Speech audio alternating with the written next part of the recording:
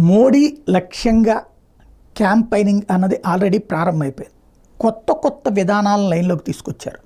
ఇది ఎలాగా అంటే, ఇప్పుడు ఎస్సీ ఎస్టీస్ వ్యవహారంలో ఇదివరకు ఏం చేశారంటే కన్వర్టెడ్ క్రిస్టియన్ కాన్సెప్ట్ ఎక్కువ నడిచింది. అది వీళ్ళు బీజేపీ దాన్ని చాలా పెద్ద ఎత్తున ప్రచారంలోకి తీసుకురావడం వల్ల ఇప్పుడు ఆ రూట్లో కాకుండా కొత్తగా బౌద్ధం పాయింట్ ఆఫ్ బేసిస్ మీద చాలా పెద్ద ఎత్తున అకస్మాత్తుగా ఫేస్బుక్లో, వాట్సాప్లో, తర్వాతన ఈ ట్విట్టర్లో ఇట్లా సోషల్ మీడియా ప్లాట్ఫారాల్లో అర్జెంటుగా బౌద్ధాన్ని గురించి బౌద్ధం పేరుతో అనేక సోషల్ మీడియా ప్లాట్ఫారాలు వెలిసినాయి. వీళ్ళందరూ అర్జెంటుగా మోడీని టార్గెట్ చేస్తున్నటువంటిది అంటే మోడీ చెప్పేటటువంటి హిందుత్వ సిద్ధాంతం లేకపోతే భారతీయ జనతా పార్టీ చెప్పే హిందుత్వ సిద్ధాంతానికి